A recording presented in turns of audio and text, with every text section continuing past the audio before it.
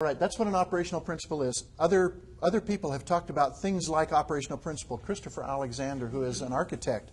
Now, the point that I'm trying to make is, by showing these AKAs, is that operational principle is not a design concept that is unique to instructional design.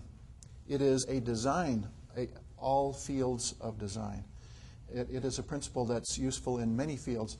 The idea of pattern is Alexander's idea. He has a book called The Timeless Way of Building. You really ought to read that book if you're a serious designer. He also has one called A Pattern Language, which is worth reading. It's at least the first chapter or two of that book is very important for an instructional designer to read. It will start you thinking about what are the patterns that make up an instructional design. We do not invent, and you will know this as an instructional designer, we do not invent every instructional design from the ground up. We don't start from absolute smallest primitives. We incorporate chunks of already designed things into our designs. The only question is, how big are the chunks? For you as a designer, you have lots of choices. And if you understand this idea of operational principle, all of a sudden you have command over the size of the chunks that you use. There was another, Jane Dark wrote an article in 1979 for Design Studies Journal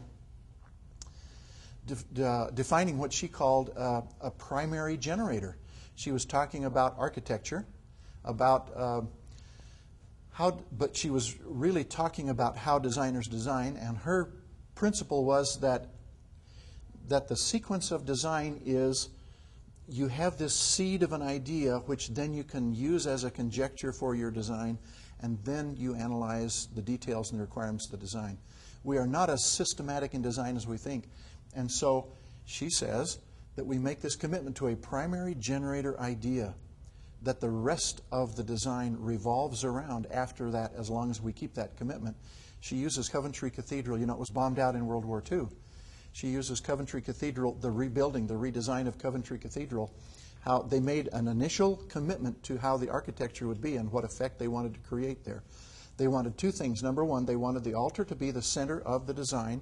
And number two, they wanted the theme to be a phoenix rising out of the ashes. Everything else in that design was generated from that basic idea. Okay. Also, there is...